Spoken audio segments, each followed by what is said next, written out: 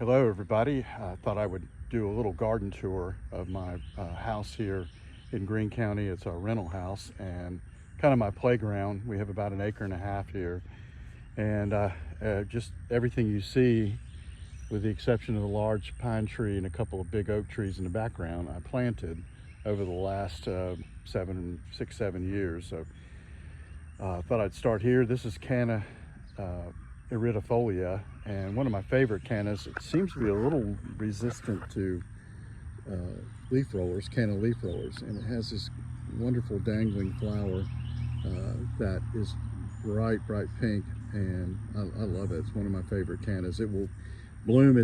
Here it is late May. It will bloom all summer long until frost, and eventually reach about 7 or 8 feet tall. So it is a tall perennial. And before we get started, maybe a little bit about my gardening style. I don't really have a gardening style unless random is a gardening style. I tend to plant whatever I like and whatever will grow.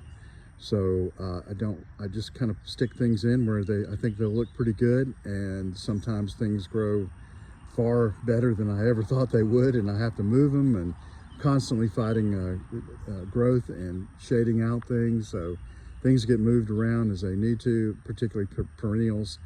I try to build a backbone in where I can of trees, evergreens and deciduous trees and shrubs. But I would say probably the majority of my plants, I don't know, maybe not, but a lot of my plants are perennials and dieback perennials or evergreen shrubs. So we'll go around, and again, it's just kind of what I like.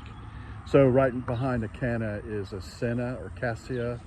I believe this is corymbosa. It's really better suited to the coast, but so far I've had it 3 or 4 years, and it's a great dieback perennial for me. It will bloom in late October up to Christmas, or whenever we get our first frost. On the coast, it's sometimes called a Christmas tree. It has bright yellow flowers. It's lovely, and I really like having it. There's my Prague Satsuma. If you want to check out another video I just did on that one and some of the joys and frustrations of growing that. This is a pomegranate that a friend gave me it was growing in North Carolina. Don't really know the name. Very floriferous. I've had it in the ground now, I think 4 years. Got a lot of flowers on it. So far it has not held any fruit. It's certainly of a size now where it could, so we'll see if it does. Behind it is an oleander, also from North Carolina, and from a friend in North Carolina who selected it a long time ago, and never had a name, but proposed calling it cor de rosa, which is Portuguese for color of the rose, or pink. And it's a great single pink. It's extremely hardy. And a nice thing about this one, a lot of hardy oleanders don't bloom, don't have a repeat bloom. They bloom once and that's it. This one blooms all summer long, and this is the initial bloom here in May, and it'll cycle through, and in June, late June, it'll be just unbelievably covered with flowers. And it will then bloom pretty much off and on up till frost, and doesn't seem to get, a lot of the floriferous oleanders are very vigorous but not very cold hardy. So this one's a great combination of repeat bloom and cold hardiness, so I like that a lot. This is Brigmansia. There's a dwarf pink in front, and then Charles Grimald behind it. The Charles Grimald has never been particularly vigorous. I'll show you another one in a little bit that's much more vigorous. And then to the left of them, to our left, is some perennial hibiscus. And I'd have to look at the names again to remember what they are, but they are just about to bloom. Last year they were already in bloom, but it was much hotter last year. Haven't had a lot of heat this year, much more rains, which I'm thankful for. Musa velutina, perfectly hardy here. It will start blooming in probably in late June, mid-June, late June. has a gorgeous pink flower and pink bananas that, well, they are edible, but they're full of seeds, but it's just a great perennial banana. I used to try to grow edible bananas, but we're just a little too cold here to overwinter them. And they're just, for me, they're just not worth the hassle of bringing in and out. But so I like dieback ornamental bananas that will bloom in one season. And Musa velutina, and then over there, Musa ornata, are two that are just great choices. In front is Canna Cleopatra, and all of it is, you can see that burgundy is very strong, and then you see the variegated form growing essentially off the same clump, and then the flowers will reflect the same variegation. Looks like I'll get some flowers here in a few days. We'll see some. Let's see, this is Musella lasiocarpa, also another banana or banana relative. Kind of weird how it'll take years off before it blooms, and then all of a sudden it'll throw 5 or 6 stems at one time. It'll bloom. So it's a great banana, completely hardy. Behind it is US 942. US 942 is a flying dragon trifoliate orange by Sunki mandarin. It's grown as a rootstock. It's a very now becoming a very common rootstock, but it also has pretty decent fruit. And this year is the first time mine has bloomed and set fruit. So I've got a few. I'm sure there are more. I just can't put my hands on them right there, but they're in there. I know they are. Camellia Hanley, which is just amazing. I love this plant. It's got the most beautiful emerging foliage. Blooms in winter in February and has single white flowers. And just spectacular. It's, unlike a lot of camellias, it really likes full sun. So I've got it out here in a lot of full sun. This is oleander, Austin Pretty Limits. Seems to be very hardy. It's supposed to be a lot more floriferous. It's still getting settled in, so we'll see what it does. And but I love the red, and we'll see how much it exceeds or equals some of the other better ones that I already have. This is Butea Yate by Jubea chilensis. It's a hybrid I got from Patrick Schaefer out in California. It was a little 4-inch pot when I got it a few years ago, and planted it last year. So it's starting to perk up a little bit, start to take off, and see what it does. I'm looking forward to that. Behind it is Butea odorata, the species, and you can see when you've got them side by side, you can really see the difference, and that's kind of why I put them where I did. And this is another oleander I got from a friend in Texas, and he calls it Dallas Sunset, so it's kind of a cool little flower. I love the pink flower with the orange center. All right, a couple of sables. This is Sable uricana, the green form. We had some extended cold in January, and I have still a young plant, so a little bit of spear damage coming out, but already growing out, and it'll be just fine once it comes on out. Thomasville Citrangequat, and behind it Morton Citrange, both blooming this year, or have bloomed. Thomasville in general, and this one in particular, just never seems to quit blooming during the growing season. You can see it's already had two sets of blooms, and it's on its third now, so you can see that it just keeps blooming and blooming and blooming. Thomasville tends to color up and ripen fairly late, which is one of its disadvantages. It can be used green, but one of the things I like to use it for is marmalade, and so I like to have the fruit that's colored, and unfortunately that doesn't happen until early December. Sometimes we get a frost that will take out the fruit, sometimes not. Check out, we got a little bird's nest there. Oh yeah, there's the little eggs. We'll leave them alone. Birds love to nest in citrus trees because the thorns make them feel safe, I guess. This is another sable, kind of an unknown. It's sable. It was listed as Sable domingensis, which is not real hardy, particularly here.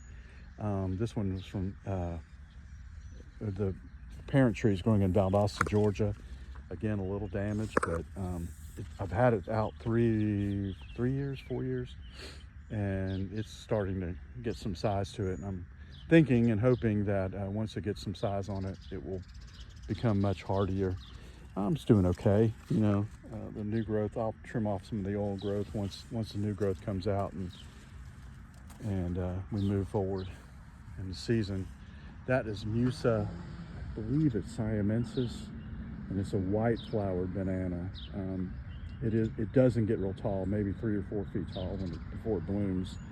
A little late to emerge in the spring, and it tends to be a little more stoloniferous. You can see it, unlike a Musa velutina or Musa ornata, it doesn't form a tight clump. It kind of runs a little bit. Great little banana. And let's see. While we're here, this is a real problem I'm having this year. Got some great daylilies a few years ago from a friend in Alabama. Unfortunately, I can't get them to bloom because the deer keep eating them. If anybody has some tips of how to keep deer away from your plants, I'd sure like to hear it, because they are a nuisance. We'll continue up here. Here is a sable. It may just be palmetto, I don't know, but it came up.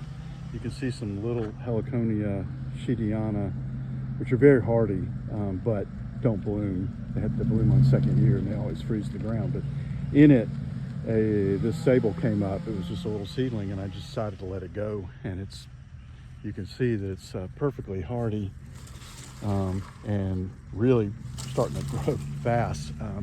Probably sable palmetto, which is hardy here, but I don't know. It may be sable riverside. Here's some camarops I've grown from seed. Sable minor, Trachycarpus fortunii that I grew from seed from Atlanta, with a stiff flat leaf. And this is a hybrid, a Trachycarpus hybrid I grew from seed. That is it's a cross between Trachycarpus nanus and probably Trachycarpus fortunii. The parent was definitely a Trachycarpus nanus, but it's definitely not. And this is a mature plant. You can see that it's bloomed for several years now, and the inflorescence looks somewhat like fortunii, but the leaves are very different. You can see that they're almost 360 degrees. It's a really attractive palm. I really like this one. Another sable minor. Pineapple guava, really flowering this year. Wow, they have just bloomed and bloomed.